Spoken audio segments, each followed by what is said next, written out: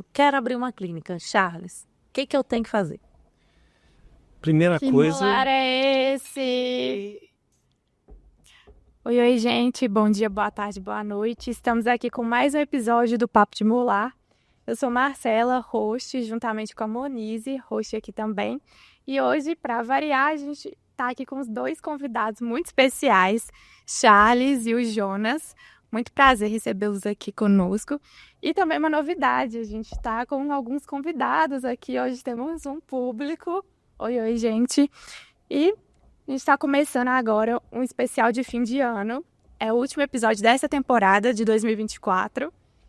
E com um assunto muito interessante para os dentistas, principalmente os recém-formados, os que estão aí quase formando. Eu não vou falar só recém-formado, tá? Porque eu tô aprendendo muito. Aí, tá vendo, gente? Então, para todos os profissionais da área, De dizer que eu ainda sou recém-formada, né? Por que não? e se estende também para os profissionais da saúde, né? Porque é um assunto bastante negligenciado na faculdade, né, da área de saúde, que é sobre gestão financeira, né? E também como abrir um consultório, o que a gente precisa saber, né? Qual que é o conhecimento que a gente precisa ter para abrir sua clínica e seu consultório. Agora apresentando os nossos convidados, começando com o Charles Neves, o contador. Charles Neves é formado em Ciências Contábeis, pós-graduado em Perícia Contábil, com MBA em Avaliação de Empresas, tem mais de 20 anos de experiência na área de contabilidade, atuando com escritórios de contabilidade em empresas, passando por vários setores como recursos humanos, pessoal, fiscal, contábil e financeiro. Jonas Aires é técnico em administração, graduado em Relações Econômicas Internacionais na UFMG, especialização em finanças pela Fundação Dom Cabral, que é eleita novamente uma das 10 melhores escolas de negócios do mundo, gestor e investidor de negócios na área da saúde e 10 anos atuando na área de controladoria e finanças. E é isso, gente. Vamos começar, né? Nosso assunto. Porque é muito extenso o assunto e a gente tem muita vontade de aprender. Como eu falei, eu estou abrindo, né? Quem abre as nossas empresas, um dos responsáveis é o Charles, o nosso contador, e por isso que a gente trouxe aqui. Muito obrigada, Jonas, de novo com a gente para ensinar mais um pouquinho, né? Muito obrigada pela presença, por disponibilizar o dia de vocês. Obrigada, pessoal, que está aqui conosco. Espero que ajude também. E vamos começar. vamos. Para a gente abrir uma empresa, o que eu preciso? Quero abrir uma clínica. Charles, o que eu tenho que fazer? Primeira coisa, procurar um contador, né? Acho que é um dos profissionais aí, talvez o primeiro aí a ser procurado, né? Para dar esses direcionamentos para o dentista. É muito comum, né? Principalmente o profissional que acabou de formar, ele tem muitas dúvidas simples mesmo, né? A gente observa lá do tipo, o que é um capital social? O que é razão social? O que é a razão social da empresa? O que é o nome fantasia? Então, sim, são coisas realmente muito básicas. Então, é importantíssimo procurar um profissional que entenda da área de vocês, né? Tem algumas particularidades que a gente vai poder falar aí mais adiante aí. Para que esse profissional ele tenha um norte ali inicial, né, para ele possa se programar, até para questões, por exemplo, tributárias, né, de pensar, olha, como é que que eu vou ter de imposto lá na frente, né, como é que eu vou me organizar minha empresa, a forma de constituir essa empresa, né, se de fato nesse momento inicial ele vai trabalhar realmente como um PJ ou se ele de repente não é melhor ir trabalhar como pessoa física. Então tem uma série de nuances aí que é extremamente importante atentar nesse início aí dessa jornada do profissional de saúde. Então já vou perguntar, o que é uma razão social? Vamos lá, é bem simples. A razão social, ela é o nome da empresa, né? A gente pode falar que é o nome da empresa. E o nome fantasia, por exemplo, é como se fosse o apelido, vamos dizer assim, né? Então, não necessariamente esses nomes se coincidem, né? Às vezes a gente pode ter lá João dentista, mas a razão social dele ser assim, consultório odontológico X, né? Então, assim, não há essa necessidade de coincidir ali da razão social e do nome fantasia. Mas, resumidamente, é o nome da empresa. Eu vou aproveitar aqui e vou bater a bola para o Jonas. Quando você fala assim, não necessariamente ele precisa atender como CNPJ e pode pensar em CNPJ ou pessoa física. Sim. Como que eu decido isso? Então, eu penso muito que o dentista ou o profissional, quer que seja, mas principalmente o profissional que tende a seguir uma carreira de autônomo, ele precisa entender o próprio perfil, sabe? Porque não necessariamente você vá seguir uma trilha de ter a clínica própria, ou vá ser um CLT, ou vá trabalhar como pessoa jurídica, né, emitindo nota fiscal para alguma clínica ali, como parceiro e tudo. Então, assim, no nosso bate-papo aqui, a gente vai perceber que, cara, eu sou um profissional que não gosto de fazer gestão de pessoas, eu quero evitar de ter que lidar com funcionários e tudo, eu quero ali trabalhar de 8 às 18, pegar o meu salário, 30 dias de férias por ano, cara, tá tudo certo, é perfil. A gente já teve na Paddock uma funcionária que falou assim, cara, vocês puxam demais, eu prefiro ficar suave, não quero muitos desafios e tudo, e a gente super respeita, tá tudo certo, né? Tem vários perfis. Já vai ter aquele profissional que está na faculdade que almeja de fato ter uma clínica, crescer, ter funcionários e tudo. Então isso vai depender muito do perfil que o estudante, ou até mesmo que já está formado, né, quer lidar nessa trajetória profissional ali que está se iniciando ou que está em reconstrução. Eu imagino que até você, né, Moniz, você como minha sócia, é uma ruptura, né, ali quando você transita de professora para empresária, para parceira de clínicas, e aí são vários universos totalmente diferentes, assim. Totalmente diferente. Eu falo que para isso eu sou muito recém-formada, gente. Assim, cada dia. O Charles, pelo amor de Deus. Ô, Jonas, como que eu faço? Sim. Porque é muita coisa, né, gente? Então essa decisão ela é muito particular, assim, sabe? E ela vai mudar ao longo da vida, né? O meu sócio, ele tem pais, né? A grande maioria da nossa geração tem os pais que, cara, é concurso público, vai, estabilidade e tudo, mas as coisas estão mudando, né? Então, cada vez mais essa estabilidade, ela não é tão mais certa, assim, vamos dizer, né? As regras do jogo estão mudando, tanto a nível governamental quanto a nível empresarial. Então, esse meu sócio lá no início da trajetória dele, nós consultores tendemos a ter uma trajetória parecida de certa forma, porque você pode seguir uma trajetória como parceiro, PJ, de alguma consultoria, você pode atuar de forma autônoma, se quiser um pouco mais de liberdade, mas ao mesmo tempo essa liberdade, ela precisa ser muito bem estruturada, porque quando é uma empresa, né, qualquer coisa que acontece com você, lascou, né? Uhum. Você tem que ter uma reserva de capital e tudo. Então eu lembro que no início da trajetória, os pais do Gabriel, meu sócio, pressionavam muito, cara, que isso, você vai empreender, que loucura é essa? E ele estava empregado dentro da UFMG e tudo, estabilidade, na cabeça dos pais é a maior loucura que se pode fazer. E até ele mesmo ficava ali com uma certa insegurança, mas as coisas vão acontecendo e vai se adaptando. Então, é uma leitura pessoal, assim, sabe? De autoconhecimento de qual trajetória profissional quer seguir. Eu acho que vocês já falaram, assim, do que a gente precisa saber de forma inicial, né? Agora, falando um pouco mais, assim, técnico, dentro da questão do plano de negócio, como que eu organizaria? Ah, beleza, eu tenho esse perfil, eu quero abrir minha clínica, então como que eu organizo meu plano de negócios? O que eu devo pensar primeiro? Assim.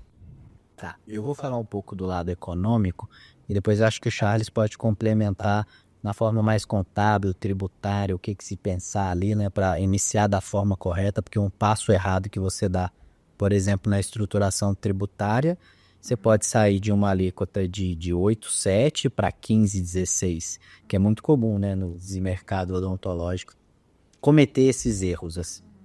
E, infelizmente, toda profissão em uma variedade de qualidades de serviços, né? Então, nós vamos ter dentista com uma qualidade baixa, intermediária, alta, contadores com uma qualidade baixa, intermediária, alta.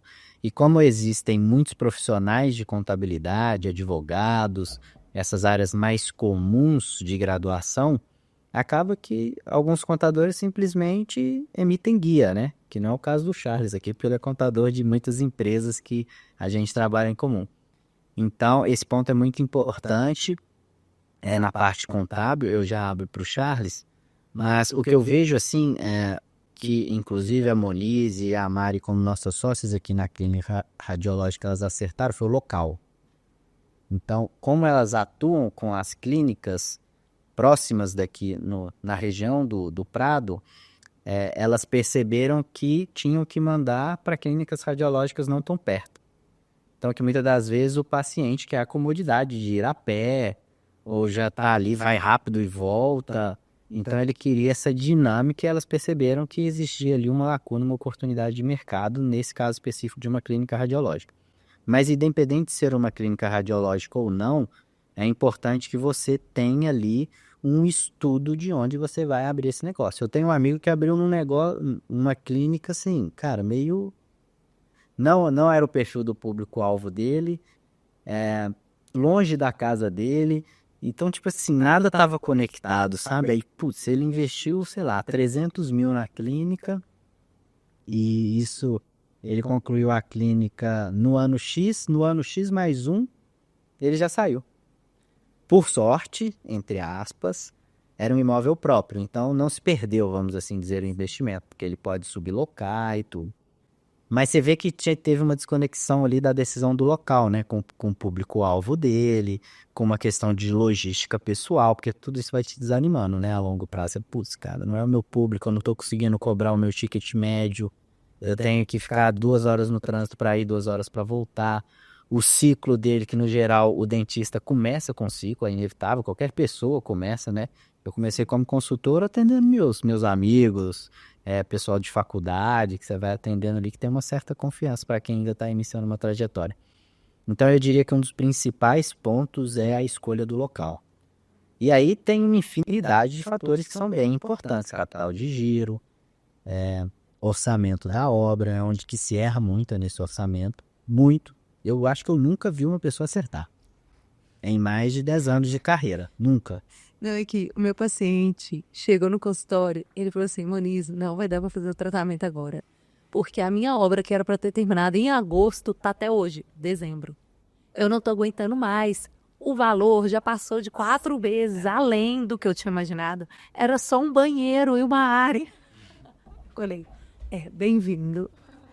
Então, esses aspectos, assim, a gente avisa, tem pessoa que é super cautelosa e mesmo assim passa um pouco do tempo, passa um pouco do orçamento. Então, nesse início, você vai precisar de se atentar muito ao local, ao capital de giro. Então, você precisa minimamente fazer um estudozinho, não é simplesmente lá, putz, vou abrir. Então, você precisa pensar, eu vou abrir, vai ser com capital, o que a gente chama de investidor anjo, aquela pessoa que vai quase te ajudar, um pai, uma mãe. É um anjo. Um anjo. Que essa pessoa vai te emprestar esse dinheiro, muitas das vezes vai só corrigir esse capital, você vai pagar com uma correção ali de IPCA, né, que é a inflação, ou um juros Selic, que é um juros mais tabelado, mais tranquilo. Então, tudo isso é importante de se ter ali desde o início, sabe? Minimamente estruturar para que você possa tomar essa decisão.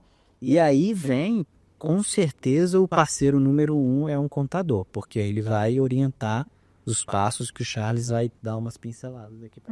Mas, rapidamente, capital de giro é o dinheiro necessário para você fazer todo o investimento inicial necessário para que você tenha segurança na rodagem dos primeiros meses até que a sua clínica entre no eixo.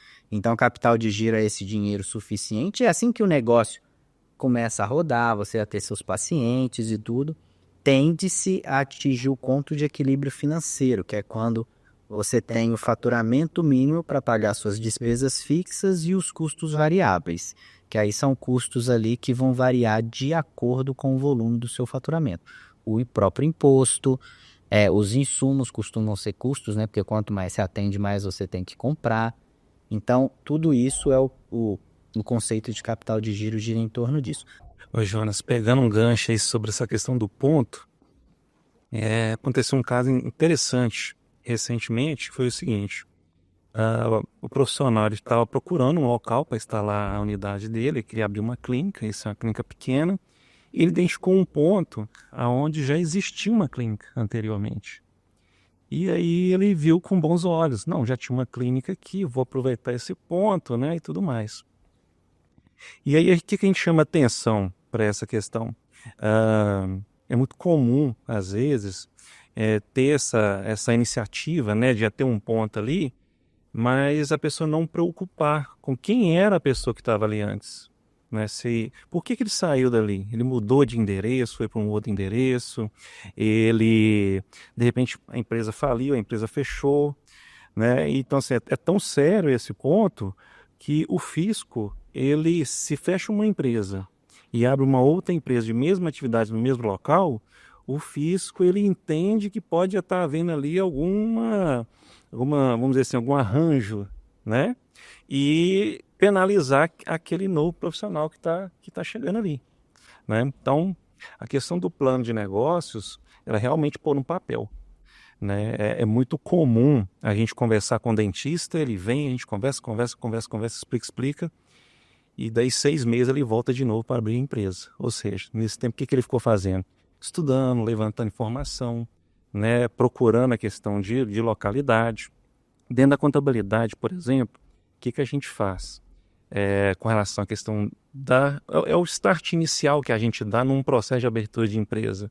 É verificar se aquela atividade pode ser exercida no local. Né? Então a gente faz o que a gente chama de consulta de viabilidade. Né? É o primeiro passo. E nessa consulta de viabilidade, além de falar se aquela atividade ela pode ser exercida no local, ela vai dizer também tudo que você precisa fazer para ter as licenças, né? Se você vai precisar de um alvará sanitário, se você vai precisar de um laudo de corpo de bombeiras. Então, tudo isso já dá um bom direcionamento, né? Para que você, na hora de fazer a sua reforma ali, atente para aqueles pontos. Né? Principalmente procurar um arquiteto que já está habituado a trabalhar com esse perfil, né?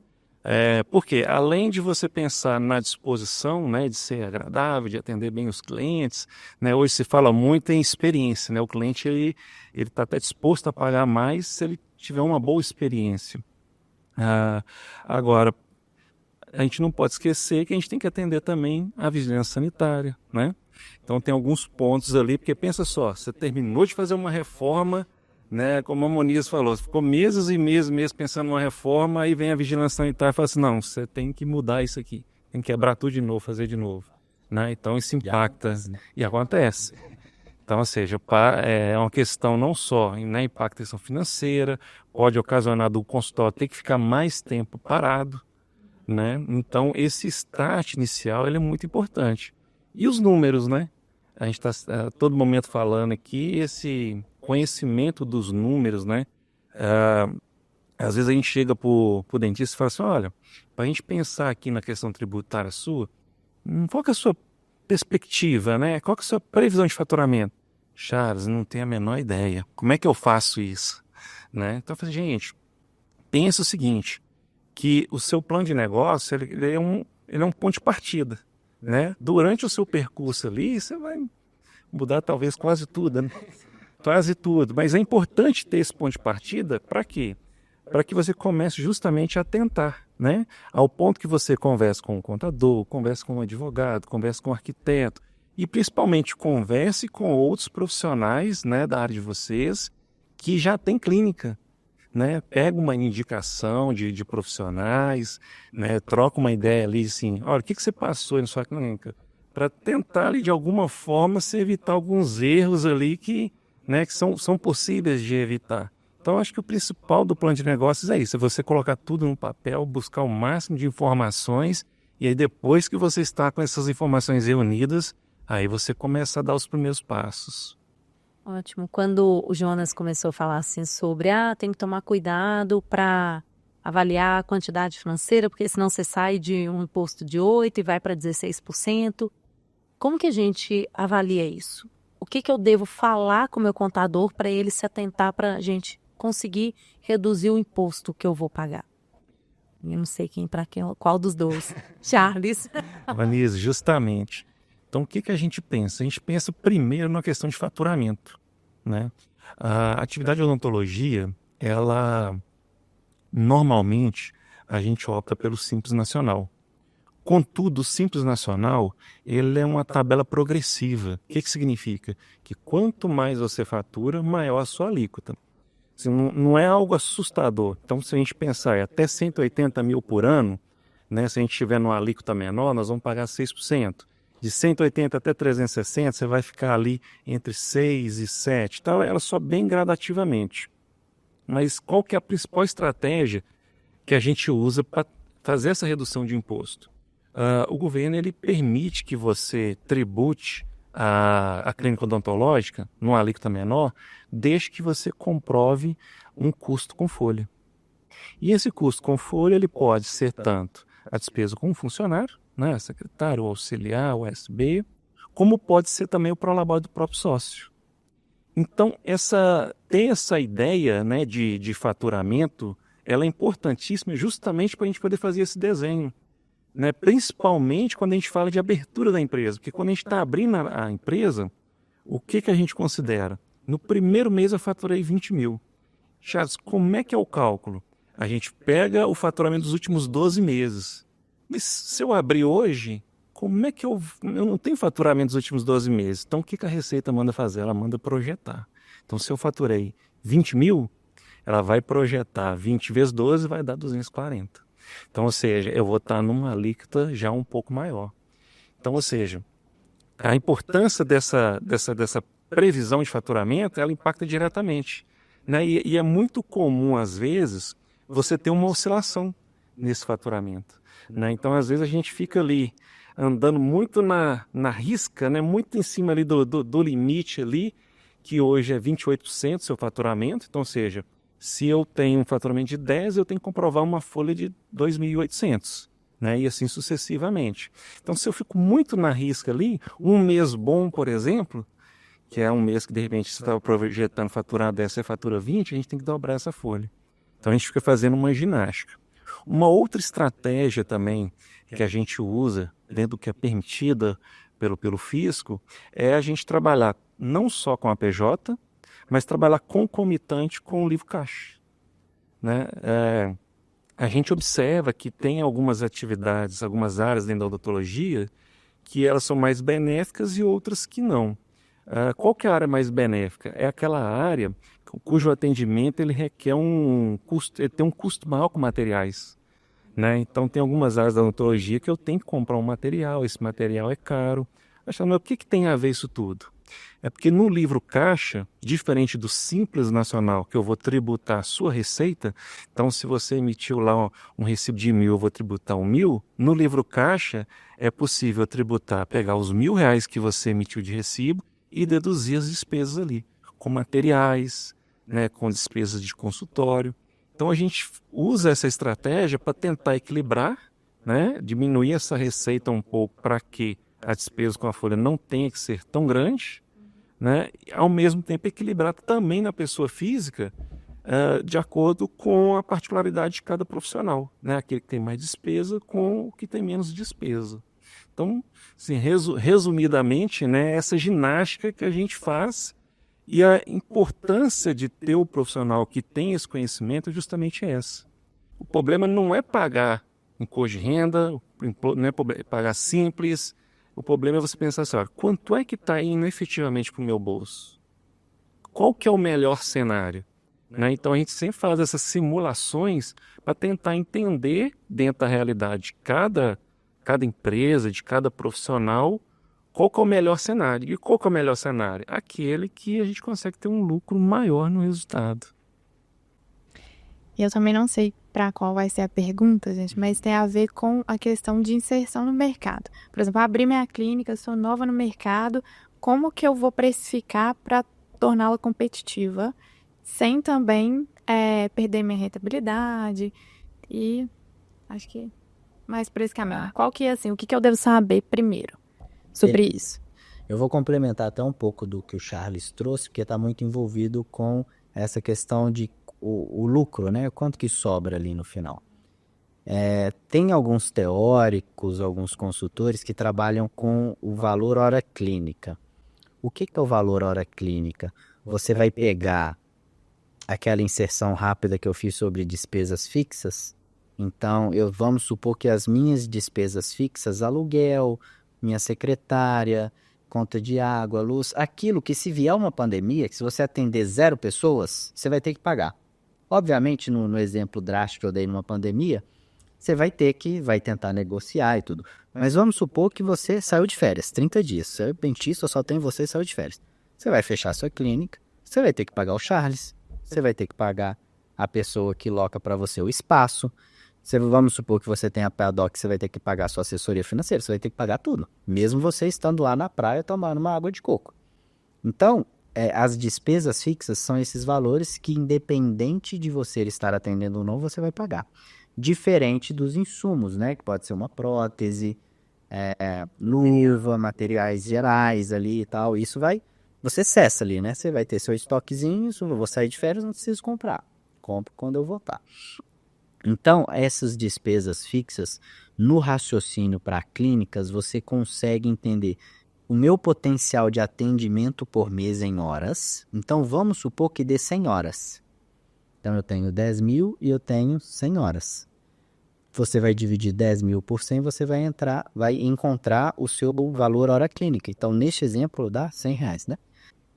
Então, por exemplo, você vai ter R$100 de hora clínica, só da sua cadeira tá ali, paradinha, bonitinha, e você precisa embutir seus impostos, seu custo direto ali para atuar e tudo mais. Vamos colocar uma limpeza, R$30 para fazer uma limpeza de insuminhos mesmo assim? Então, a gente já está falando de 130. Vamos supor que eu cobre R$200 na limpeza. Eu vou deixar 10% para o governo, só um exemplo, ele vai ficar com 20, então 150, só está sobrando agora 50. Desses 50, se passar no cartão de crédito, uns 5 vai ficar com o banco. Aí você já tira mais uma parte. E assim, cada player que está envolvido ali vai comer um pouquinho. Então, você precisa levar tudo isso em consideração na hora de precificar. E aí, a gente já pensando, indo para o final do nosso podcast, que já está quase acabando, eu vou te fazer uma pergunta, Charles. Fiz o meu CNPJ, está abertinho. Agora, o que eu devo me preocupar em relação à licença, alvará? Tem alguma questão mais burocrática, assim, que logo depois que eu abrir o CNPJ, eu preciso correr atrás? Olha, quando a gente faz lá a consulta de viabilidade, lá a gente já traz previamente o profissional todas essas informações. Então, hoje, por exemplo, pensando em Belo Horizonte, que talvez aqui da região é o local assim, mais fácil, né, de se obter todo o processo. Na hora que a gente starta o processo de abertura, a gente já abre contrato social, CNPJ, inscrição municipal e um alvará de localização e funcionamento. Essa documentação básica ela já sai de imediato. Então, você abriu, no dia seguinte a empresa já está emitindo nota. Ótimo. Qual que é o maior desafio? É justamente o alvará sanitário. O alvará sanitário ele vai exigir que a empresa ela faça ela tem um plano de gerenciamento de resíduo, ela vai precisar de um profissional para fazer um ART junto ao CREA para poder validar essa documentação. E ele acaba sendo um processo muito moroso, né? A gente tem aberto algumas clínicas em Contagem.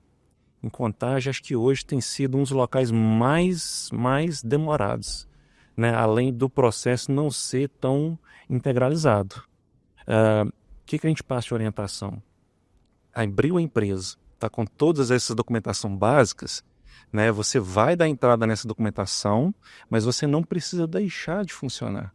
Uma vez que você já está com toda essa documentação, né? Esse licenciamento em andamento, né? É até importante que você esteja funcionando, por quê? Para na hora que for uma fiscalização, se for, não é sempre que vai, eles poderem ter condição de orientar, né? Nossa, mas aí o fiscal vai lá, vai me multar. Não é bem assim, né? O intuito da fiscalização é justamente ir lá e verificar se foi cumprir todas as normas. Se não foi, eles vão te notificar quais são os pontos que precisam ser corrigidos. Eles vão te dar um prazo para que seja feita essa correção, né? Então, assim, às vezes o pessoal, quando a gente fala de fiscalização e tudo mais, eles acham que é um dragão, né? Um bicho gigante. Mas, na verdade, não é. É uma lagartixazinha. É coisa simples de se resolver, mas requer uma certa paciência, né? Em que aspecto? Que é muito moroso, né? Belo Horizonte, por exemplo, chega a demorar às vezes 6 meses, 1 ano para você ter um alvará sanitário. É muito tempo.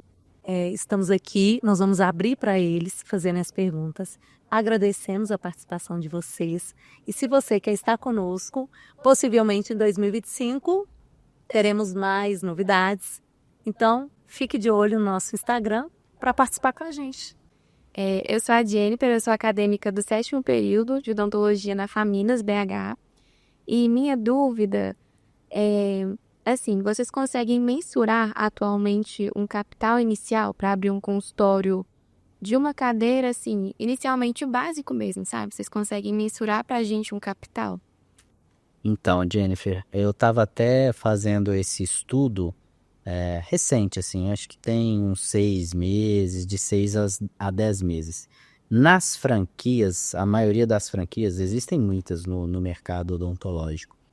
Vai depender muito da região geográfica, do quanto você vai envolver em obra, né, em questões para embelezar o lugar e tudo. Mas eu diria que com 200 mil é possível, mais ou menos, abrir um consultório legal com uma cadeira e começar ali a movimentar.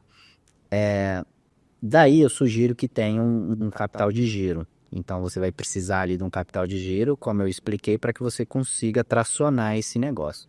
E aí eu diria que pelo menos uns 50 mil ali de capital de giro nesse início, para que você consiga alavancar suas vendas, começar a ter os primeiros pacientes e tudo. Então vamos dizer que este valor de 250, 300 mil você consegue iniciar. Talvez um pouco menos, vai depender muito ali do quão bonito você vai colocar o seu consultório nessa etapa inicial.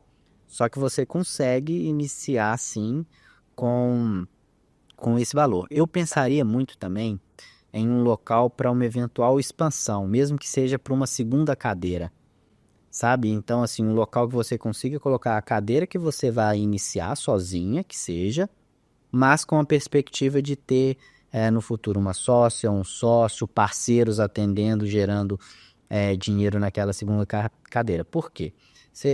Com uma ou duas cadeiras, é provável que o valor do Charles mude pouco ou nada, a depender. O valor da assessoria vai mudar pouco ou nada. Então, assim, indifere, vou faturar 20 com uma cadeira e passo a faturar 30. Pra gente muda pouco, né? Muda pouco. Então, assim, provável que a cobrança do FII mensal não vai mudar. Você já está com o aluguel na conta. Então, se você abre com a opção de uma segunda, você já tem ali um projeto futuro que aquela despesa fixa de 10, ela na teoria vira 5. Porque fica 5 para uma cadeira, 5 para outra. A sua hora clínica lá que a gente tinha conversado sai de 100 para 50. E aí é mais dinheiro no bolso, é o que o Chaves falou. Preciso pensar na conta final. Eu acho que uma coisa que influencia também, eu estava pensando, é com relação às especialidades, né? Porque, assim, por exemplo, um estomatologista, vamos supor que vai abrir um consultório de uma cadeira, eu acredito que o custo com os equipamentos que ele vai precisar é diferente de um clínico geral, por exemplo, né? Então, por exemplo, o estomatologista, eu acho que o investimento bom seria um laser de alta e baixa potência.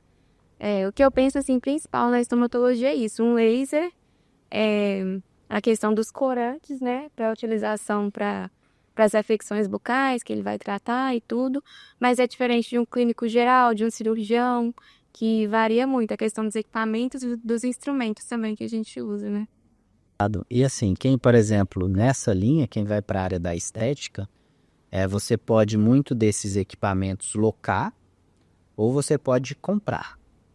Muitas das vezes os preços são equivalentes. Se você já tem ali um pai que tem relacionamento com o banco, tem um nome, tudo, porque muitas das vezes a gente, novo, 23 anos, o banco não vai te emprestar R$1. Mas seu pai que já tem um relacionamento com o banco, eventualmente é um empresário, ou é uma pessoa mais estabilizada e tudo, vai conseguir linhas de crédito, financiamento e tudo. Então você vai locar uma máquina de estética por R$2.000, se você pode parcelá-la de 36 vezes de R$2.000. Você vai estar adquirindo algo próprio seu pelo mesmo valor. E aí você tem aquele imobilizado que vai gerar dinheiro para você sendo seu. No futuro, muitas das vezes, essas empresas elas trocam, né? Ela recolhe aquele equipamento, te dá o mais atual, te dá entre aspas, né? Ela recolhe, vou precificar aqui por 200 mil, você me devolve, toma o novo que é 350, você paga só a diferença. Aí entra a importância de estar bem assessorado, porque bem assessorado, essa pessoa consegue fazer, você vai ter o payback desse equipamento, né, que é o retorno do dinheiro em X meses, se você vender tanto, e assim você começa a criar, por exemplo, metas para um equipamento específico dentro da sua clínica. Tem mais uma pergunta, ela é um pouquinho extensa, eu anotei, aí eu vou ler, tá? Tá. Para alguém com pouco tempo de formado e um orçamento inicial limitado, qual modalidade vocês acham que seria mais vantajosa em termos de renda mensal e segurança financeira? Aí que eu coloquei 3 possibilidades, que seria atuar como PJ, aproveitando a possibilidade de gerenciar a própria carga horária, né? Trabalhar sob regime CLT com salário fixo e benefícios trabalhistas garantidos, ou optar pelo Prolabore. Tá, você quer responder, Charles? Vamos lá. O Jonas já deu uma introduzida nesse assunto que está muito atrelado à questão de perfil, né? Perfil do profissional. Então, assim, quando esse profissional ele está lá trabalhando, muitas vezes CLT ou como autônomo, né, prestando serviço em outro consultório, muitas vezes ele tem uma certa dificuldade de virar a chave, né? A gente chama de virar a chavinha na cabeça aqui, ou seja, indiferente que a empresa dele seja ele mesmo, ele tem que entender que a partir daquele momento, ele, além de dentista, ele também é empresário, né? Ele deve fazer a gestão de um negócio. E o que vai dizer qual que é o melhor cenário para ele de momento, considerando, vamos pensar que ele não tenha condições iniciais de fazer esse investimento, né? Além da questão de perfil, ele tem que pensar o seguinte, olha, qual que é a renda que eu estou tendo hoje? Né? E lembrando, tá, gente, que a questão de a forma de você atuar, né, o vínculo, seja ele CLT, seja ele autônomo, que a gente fala que é o livro caixa, ou seja ele PJ, não necessariamente você tem que ter a clínica, né? Você também pode ter o seu CNPJ, mas sem ter a clínica, né? O que vai dizer qual que é o melhor cenário? Os números. Então, para isso, a gente pega e faz simulações. Olha, qual que é a sua realidade hoje?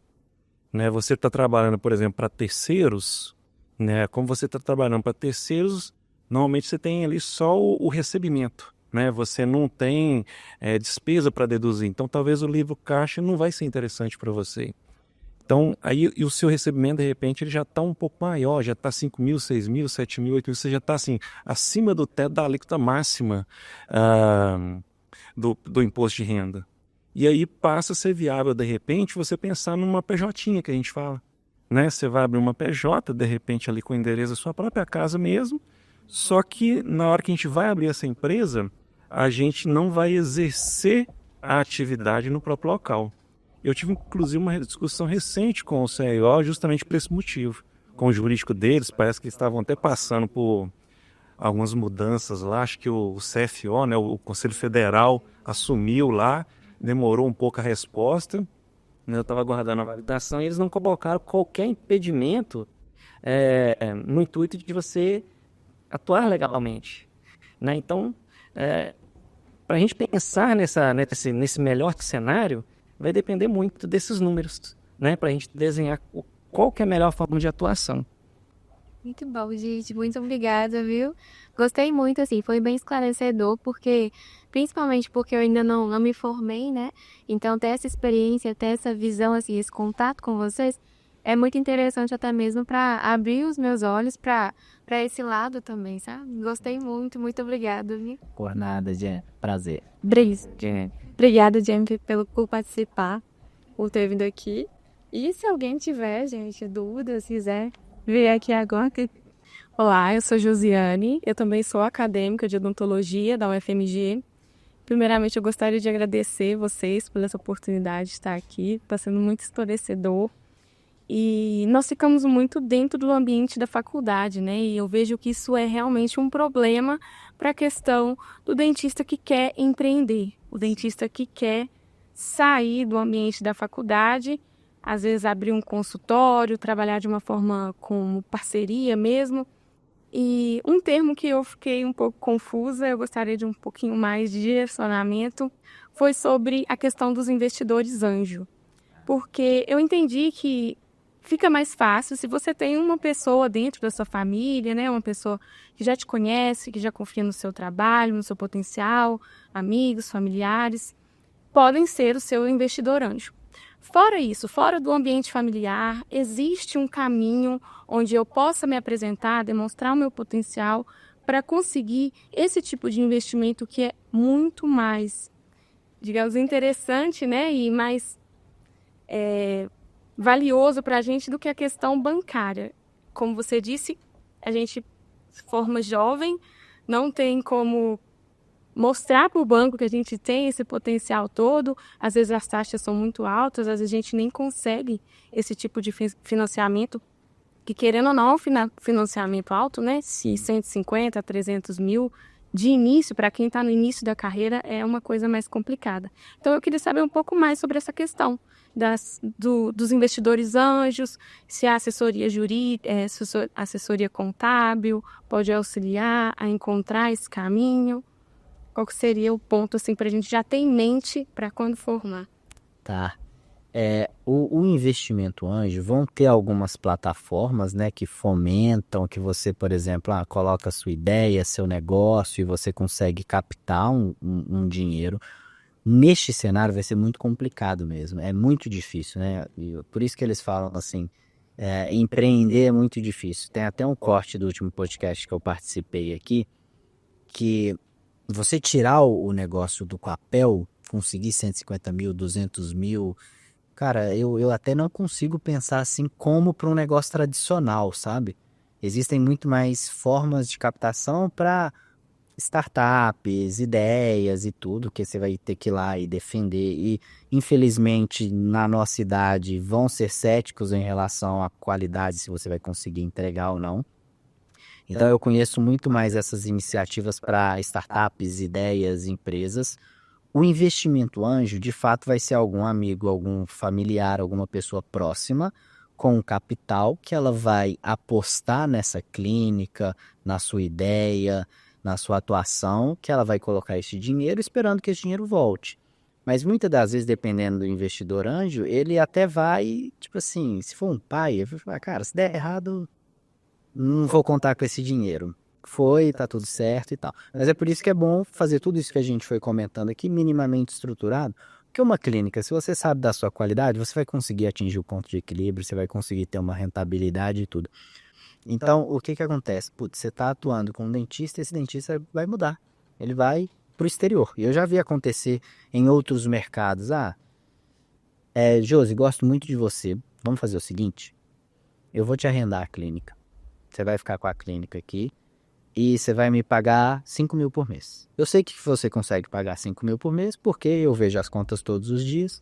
E você vai conseguir me pagar os 5, você vai conseguir tirar seu salário, vai conseguir ter lucro, pagar os charges, pagar os impostos e tudo. Então, você topa? Você fala, putz, topa. Então, esses 150, 200, 250 mil com bancos, com meios tradicionais é mais complexo. Com iniciativas já legais que existem, é possível. Então, tem oportunidades que podem aparecer.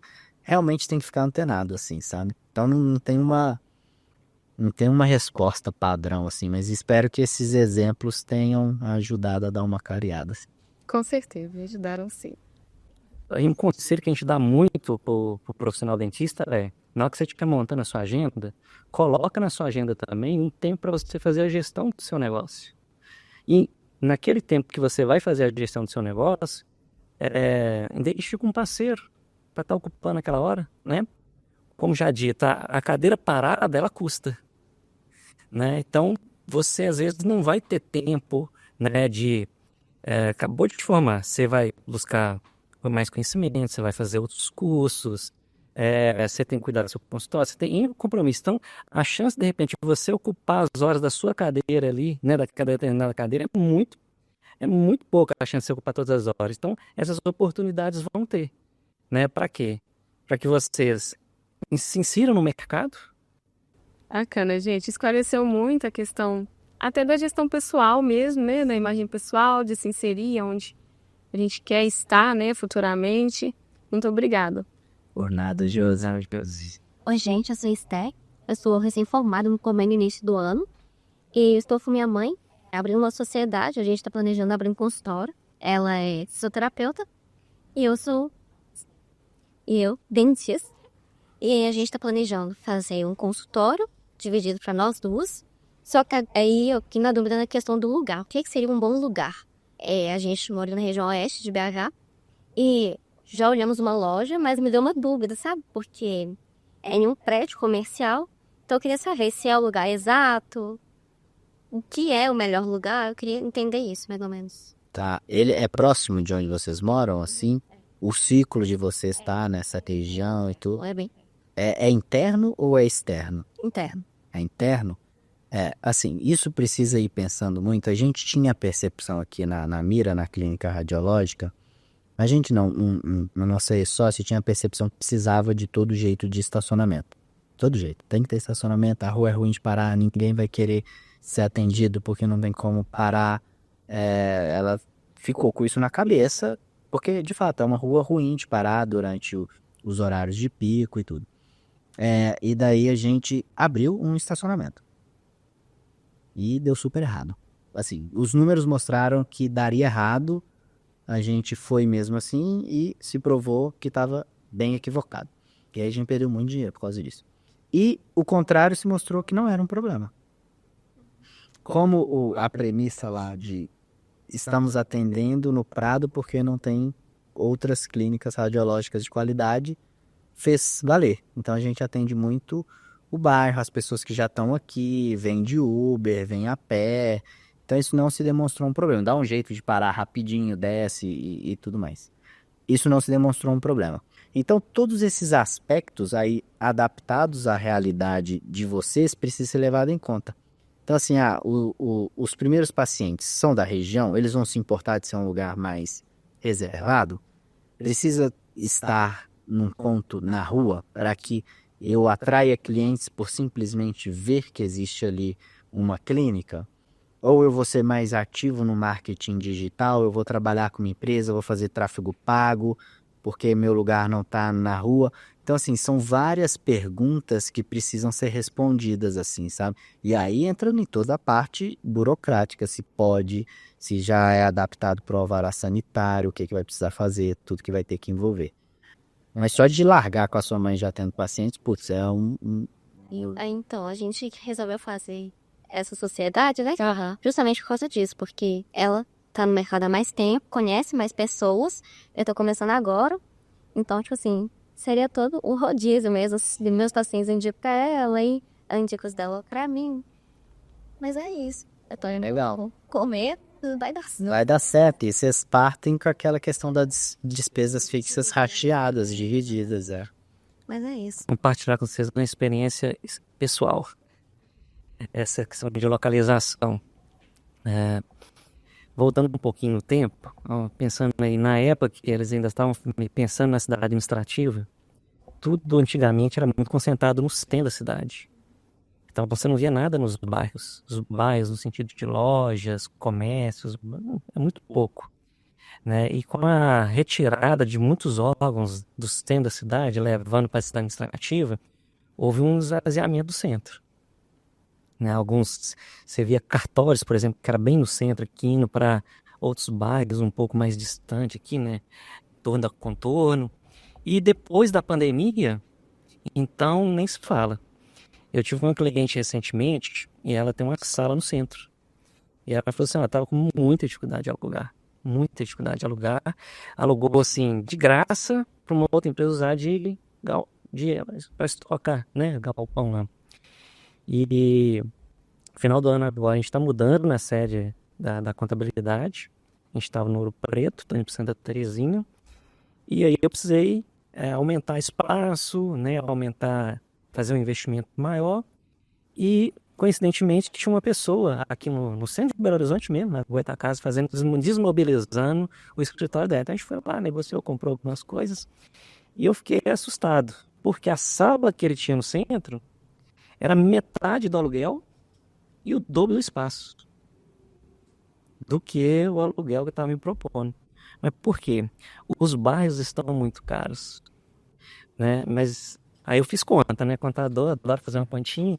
Falei, então tá, peraí, mas se eu for, que eu vou gastar de deslocamento, mais estresse, trânsito, isso e aquilo, a diferença não era tão significativa, né? E a gente tem observado, nos bairros mesmo, até nos bairros mais simples, um aumento muito grande de clínicas odontológicas, né? Então, quando você, naturalmente, se você está num local que você é visto, né, o próprio ponto já faz o seu marketing. Mas se você não está num local onde você não é visto, isso não significa que você não vai ser visto, né? Hoje tem várias formas de você ser visto. Você ter um Instagram, você ter um Google, né? Hoje você quer qualquer coisa que você quer, a maioria das pessoas ela vai ali, digita ali, e as pessoas elas não querem mais ir para o centro. Por quê? Porque o centro se torna um lugar ruim, né? E as pessoas, hoje, você poder deslocar, né, andar ali 1 quilômetro, 2, encontrar tudo. O próprio Buritis que você falou, né? Minha esposa, a família dela é de lá. E eu acho que é um local fantástico. Por quê? Porque você acha tudo. Tudo, tudo, tudo. Então você tá ali a pé, você resolve tudo que você quer, né? E o próprio Buritis mesmo, os horários de pico, né?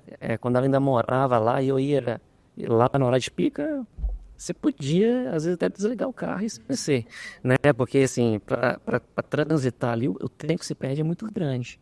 Então, assim, tá havendo um movimento muito grande das empresas irem para o bairro, né? E não necessariamente tá tão visíveis, né? Existem outras formas de você vender seu trabalho, né? De você divulgar. O fato de você já ter a sua mãe apoiando vai ser um diferencial para largar na frente, né? Mas manda ver. Não se preocupa não, que já deu certo. Se você já tomou a decisão de fazer, significa que já deu certo. Amém. Obrigada, gente. Foi muito esclarecedor. Agradeço a Moniz pela oportunidade e é isso. E a gente gostaria muito de agradecer a todos vocês que participaram, fizeram suas perguntas. Ao público que está assistindo a gente, muitíssimo obrigado por estarem conosco. Aguardamos vocês mais vezes assistindo os outros episódios que já estão disponíveis na nossa página. Muito obrigada, Jonas. Muito obrigada, Charles, pela presença. Eu tenho certeza que a gente vai precisar conversar mais vezes. E vamos deixar nossos arrobas, né? Vamos. Obrigada, Marcela, também. Obrigada, gente. Foi muito prazeroso estar aqui hoje. Esclarecedor, né? Eu acho que todo mundo aqui da área de saúde tem essas dúvidas, não sabe aonde recorrer, então esperamos vocês mais vezes aqui. Pode falar o seu Instagram? Meu Instagram é Marcela Azevedos, com 2 S no final. O meu é Monize Carvalho. Jonas.aires, com Y, e o Equipe Paddock, da empresa. O Instagram é o Charles Neves Contador e o Contabilidade Adequa.